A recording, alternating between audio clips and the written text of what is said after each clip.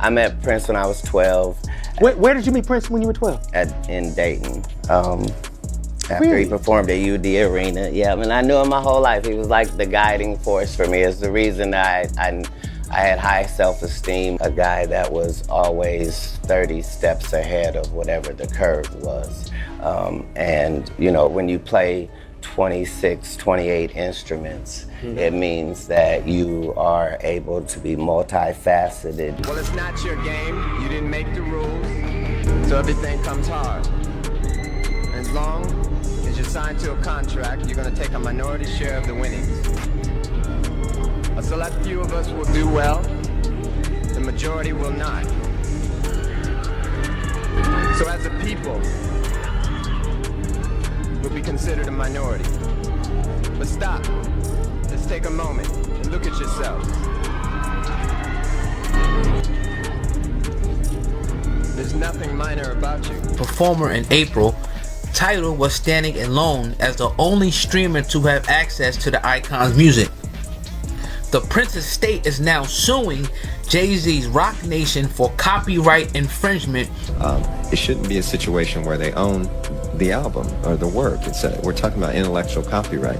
If they're going to be indeed a delivery service, then that's fine. But even FedEx doesn't say that they own the thing that Katt Williams just dropped some jaw-dropping claims about what really happened to his close friend, the legendary Prince, and it's got people talking. According to Katt, Prince's death wasn't just some tragic accident. It may have had a lot to do with his fight against the powerful forces in the music industry. Prince spent years battling his record label, Warner Brothers, to gain control over his music. But Katt is saying this fight wasn't just about Prince protecting his own rights, it was about something much bigger.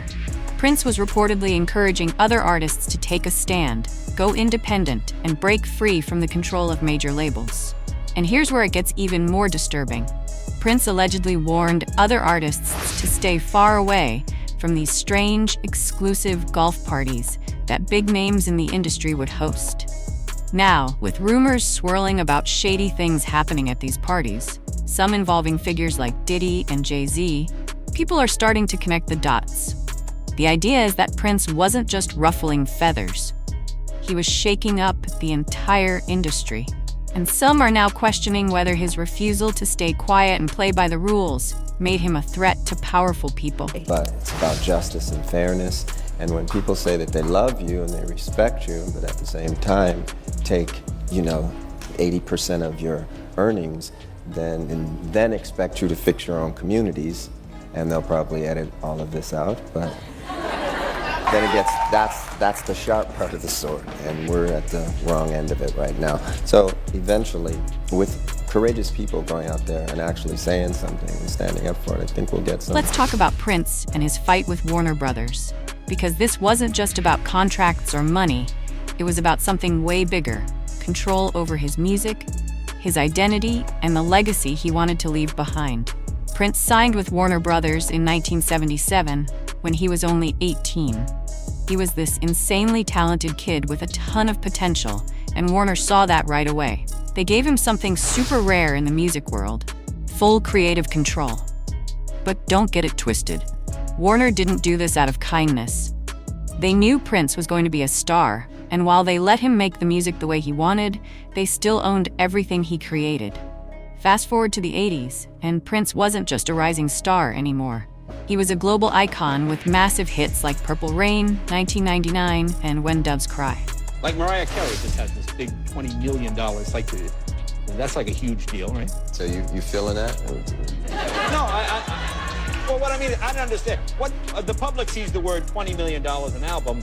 Well, let's see. Do you all think that's a good deal? I mean, tell me why. I mean, what am I missing? Okay, let's do some math. Okay. If do math like that? Kinda. If you sign me, Okay. you sign me to a record company, Right. or a record deal. Let's suppose you have a record company. Right. How much would you give me? The album sells for $18, right? $18. Whatever. Yeah. All right. How much of that would you give me? Well, I don't know how it works. Well, no. Half? Half? Half sound good? Yeah. All right. Check this out. If I sell 1 million copies, I'm gonna have $10 million. Right.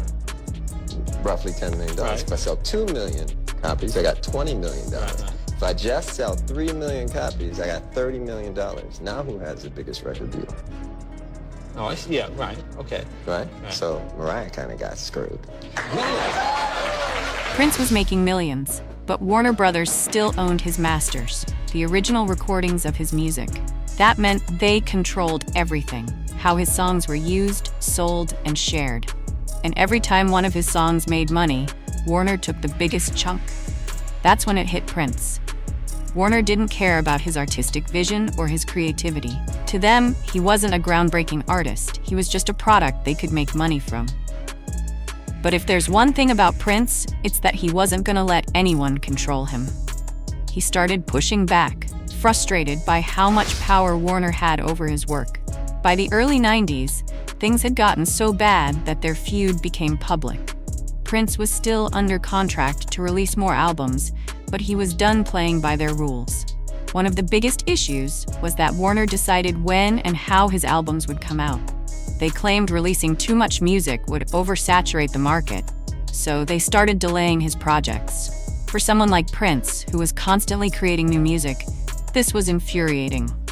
He knew Warner wasn't protecting his art. They were just trying to control him and keep the upper hand. 31st, 1999. My publishing contract with Warner Chappell expired, thus emancipating the name I was given before birth, Prince, from all long-term restricted documents.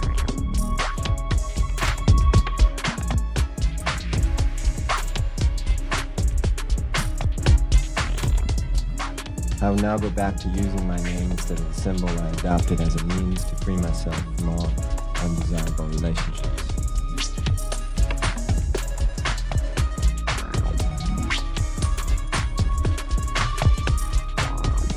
The price of CDs have skyrocketed while the quality of the music has plummeted. And as long as middlemen create the means by which the consumer consumes, this will never change. The problem is not a complex one. And the solution is simple. Let the baker make the bread. I'm a musician.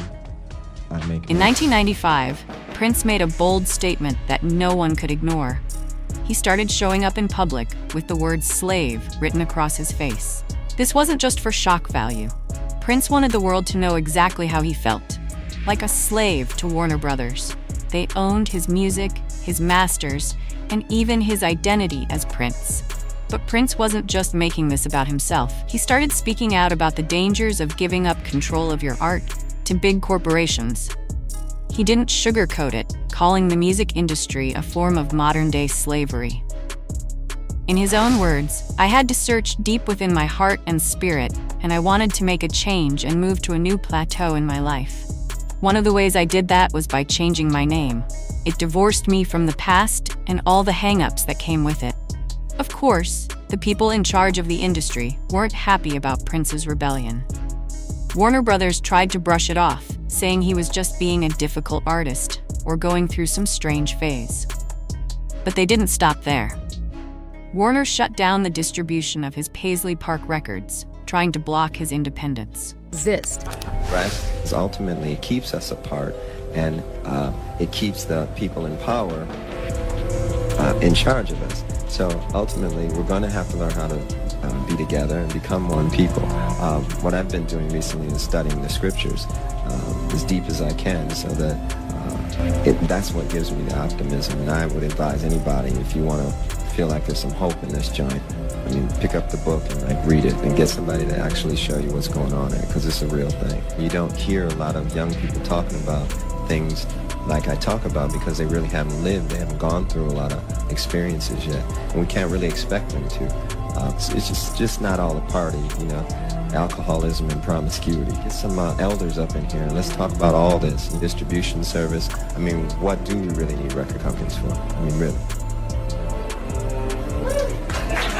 But Prince wasn't just standing up for himself, he was also encouraging other artists to stay independent instead of getting stuck in contracts with just one label. Well, it's not your game. You didn't make the rules, so everything comes hard. And as long as you're signed to a contract, you're going to take a minority share of the winnings. A select few of us will do well, The majority will not. So as a people, we'll be considered a minority. But stop. Let's take a moment and look at yourselves. There's nothing minor. Prince wasn't just standing up for himself. He was trying to open other artists' eyes. He encouraged them to stay independent and avoid getting trapped in contracts with big record labels. He once said, "It's not your game. You didn't make the rules, so everything comes hard. As long as you sign a contract, you'll only get a small piece of the winnings. A few of us might do okay, but the majority won't. As a people, we're called a minority, but stop and think. There's nothing minor about you." Prince worked with a few different labels over the years, hoping things would change. But eventually, he realized the truth. They were all the same. The music industry wasn't built for artists, and the more he saw, the more disgusted he became. In an interview with the LA Times, Prince admitted, "If I knew back then what I know now, I wouldn't have joined the music industry." But even with all his efforts, Prince's fight over his music wasn't over. Warner Brothers still owned everything he'd recorded while under their contract, and they were making millions from it. For Prince, this wasn't just frustrating, it was deeply personal. Prince's music was worth a lot, but there was more to it than just money. Warner Brothers knew that his independence was a threat to the whole system. If Prince could show that an artist could succeed without the traditional record label setup, it might inspire other artists to do the same. This could challenge the control the industry had over musicians. Prince knew this, which is why he said that slave wasn't written on his face anymore. He felt free, energized, and more creative than ever. He explained, "Once you free yourself from all those contracts, you start making music differently. You're not working for anyone else, you're just creating, and you're creating for something bigger." Then in 2007, Prince made another huge move, this time to take control of his music in the digital world. He announced plans to sue YouTube, eBay, and the Pirate Bay for using his music without permission. This was a big statement against the way the music industry worked in the digital age. But that wasn't all. Prince also took his music off every streaming platform, except for Jay-Z's Tidal. At first, Prince believed Jay-Z really cared about artists and wanted to help them stay independent. But as time went on, Prince would see that things in the industry weren't always what they seemed. Like many before him, Prince soon realized that Jay-Z was more interested in one thing: lining his own pockets. Prince thought Tidal could be a good fit because they promised to give artists more control and a bigger share of the profits. But as time went on, it became clear that Jay-Z didn't just want Prince's support. He wanted full ownership of Prince's music catalog for Tidal. Prince didn't hesitate to shut that down immediately. Then, after Prince tragically passed away in 2016, things got even messier. Prince's estate accused Roc Nation, Jay-Z's company, of trying to profit from his death by using his music without permission. Roc Nation claimed they had the rights, but Prince's team wasn't having it. They filed a lawsuit against Jay-Z, stating that Prince had agreed to let Tidal stream his hit-and-run album for a limited time. But after Prince's death, Tidal continued streaming his entire catalog, even though Prince had only given permission for that one album to be available, and just for 90 days. Prince was fiercely protective of his music, especially his masters, and even though he never gave them to Tidal, things took a strange turn after his death. Just a month after Prince passed, Jay-Z dropped a verse on Fat Joe and Remy Ma's All the Way Up remix, where he rapped, "Prince left his masters where they safe and sound. We're never gonna let the elevator take him down." That line raised a lot of eyebrows, considering the tension over who actually owned Prince's music. Now here's where things get really eerie. Prince passed away almost exactly 2 years after he had finally regained control over his music catalog. Back on April 18, 2014, it was announced that Prince had taken back ownership of his legendary music. It was a huge moment for him. But just 2 years later, almost to the day, Prince was found dead in an elevator at his Paisley Park home on April 21, 2016. The cause of death was officially ruled an accidental overdose. According to the police, Prince had thought he was taking a painkiller, Vicodin, But the pills turned out to be fake and laced with fentanyl, a powerful and deadly opioid. Some big names in the industry, like Kanye West, aren't buying the official story about Prince's death. Kanye even went as far as to say that both Michael Jackson and Prince were taken out, and hinted that he himself might have been next. He shared a photo of Prince with "slave" written on his face, along with the caption, "Let's get it big, bro. You and Michael passed so we can live." This post sparked even more belief among fans that Prince's death wasn't just some random accident. And it's not just the fans who are raising eyebrows. Rumors are spreading that Katt Williams is planning another explosive interview. After his eye-opening appearance on Club Shay Shay, Katt might be ready to drop some serious evidence that powerful people in the music industry were behind Prince's death. There's even talk that he'll be sitting down with Shannon Sharpe soon. And Shannon teased, you might hear the hammers very, very soon. So what do you think? Was Prince's death really an accident? Or could the higher-ups in the industry have played a role to silence him? Drop your thoughts in the comments below. And don't miss the next video. It looks like we might be getting some shocking details soon.